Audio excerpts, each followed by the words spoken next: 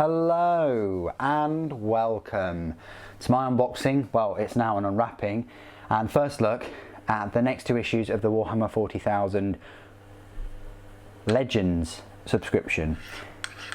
I haven't done one of these videos for quite a while, and that's because I haven't had many of these issues for a while. I did actually cancel my subscription, so I'm very baffled to receive not one but two packages. I've got the other one here.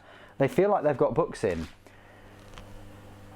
It really baffles me. So maybe there's an invoice in here as well, which will be, I'm hoping, hastily resolved. But then again, we are talking about Hachette Parkworks customer service, and you don't need me to tell you how bad that has been. There are plenty of other people out there that have had similar quite poor experiences. I believe they are resolving that. Anyway, let's unwrap this. This is a very bizarre change in format as well, in terms of they're now bundling hardback books.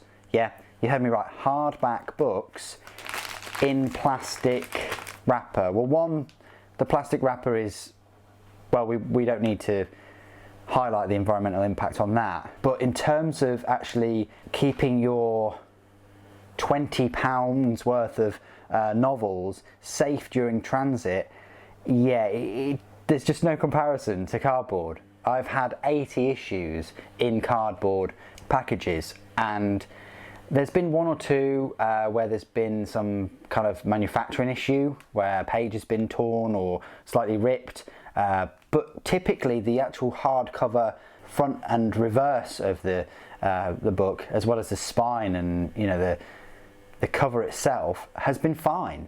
It survived transit. Putting it in loose, very thin plastic bags, you're just asking for trouble in terms of whether these are going to survive in transport. Yes, they come from Newcastle, so it's not that far, one could say, but still. Okay, this is interesting. Yeah, it's saying that £20 will be debited from my bank account on the 13th of January. I don't think it will. Let's unwrap this. So, interesting. So this is the first time I've unwrapped it with the plastic coating. It looks a bit squished there. But yeah, you've got this issue, which is Jain Zar, The Storm of Silence, issue 88, and issue 87. There's a little bit of a bend there, just a tight bend. This is issue 87, Asurmen, Hand of Asurmen by Gav Thorpe. So two Gav Thorpe novels there. They look pretty decent. Let's unwrap this one first of all. This is the thinner of the two, but it's nice to get two novels that are surrounding the Phoenix Lords. If you want to know what this knife was, by the way, it's a whopper. It's a Spyderco Resilience. I think I picked this one up for about £50 or so. It's lovely. There's a whopping great big blade on that though. Anyway, let's unwrap this. Of course, I'll read you the preface first of all, which states, the Phoenix Lords are demigods of battle, warriors whose legends span the stars. They are embodiments of the warrior nature of the Eldar, and each walks his own path. The first and greatest. Interesting how it says his own path. When there are obviously female Phoenix Lords. The first and greatest is Asurmen, the Hand of Asurmen. Since he led his people from destruction at the time of the fall, he has guided his children, the Dar Avengers, in defending the remnants of the Eldar as they plan their rise back to galactic dominance. A superlative warrior and peerless leader, Asurmen is one of the greatest hopes of the Eldar race. There you go. The book will set you back 211 pages. So yeah, it's not going to take you too long if you're an avid reader like myself, or an afternoon or a couple of evenings. It was first published in 2015, so you could say it's 4 years old, almost 5 years old, but there you go. Let's have a look at the juicy contents, the juicy middle section. So this is the front cover. So this is a bit of an artwork there by Pedro Nunes called Ulthwé, Farseer and Warlocks. This novel is set in the 41st millennium. You've got Heroes of the Eldari, the Phoenix Lords and Asurmen, the Hand of Asurmen. Wow, Illuminations, what an amazing bit of artwork there. Looks like all three, but it could be Eliotic. Anyway, definitely Eldari against Chaos. It says Eldari versus Khorne Demon King by Alex Boyd.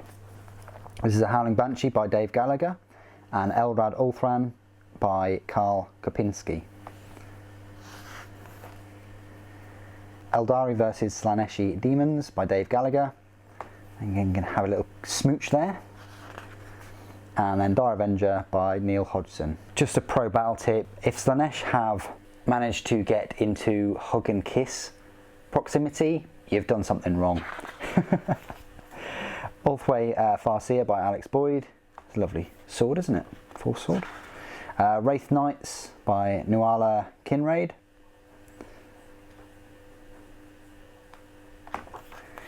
And Eldari by John Blanche.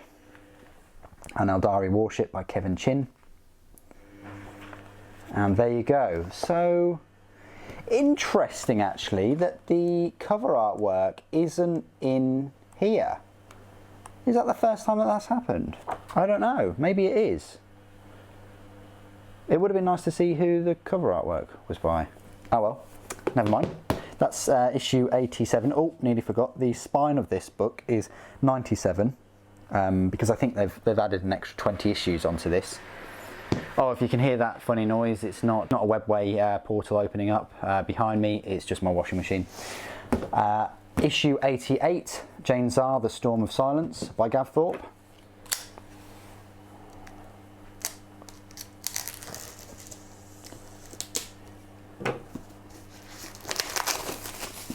There we go. So let me read you the preface. The Eldar are an ancient race whose mode of war blends spirituality with a unique mastery of technology. In times of need, their entire race will rouse to war, led by terrifying, almost mythological figures, the Phoenix Lords, immortal beings that embody the warrior nature of the Eldar. A swift and deadly fighter, Jain Zar can harness the rage of her scream to slaughter any who dare oppose her. When a burgeoning Orc empire starts to pose a threat to the Eldar, Jain Zar travels to the craftworld Ulthwé to warn them of the danger. However, she finds her plans to divert disaster are opposed by one of the craftworld's own seers, Eldrad. With so many futures possible, which path should the Eldar walk to avert the destruction of their craftworlds and put an end to the greenskin menace? Ooh, juicy. So this book will set you back, so over is it 300? No, it's 278 pages. Wow. And it was first published in 2017. Wow, so it's probably like 2 years old, 2 and a bit years old.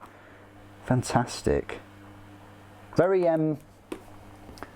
appropriate as well, because the Jain Zar model came out last year, I think October, November time.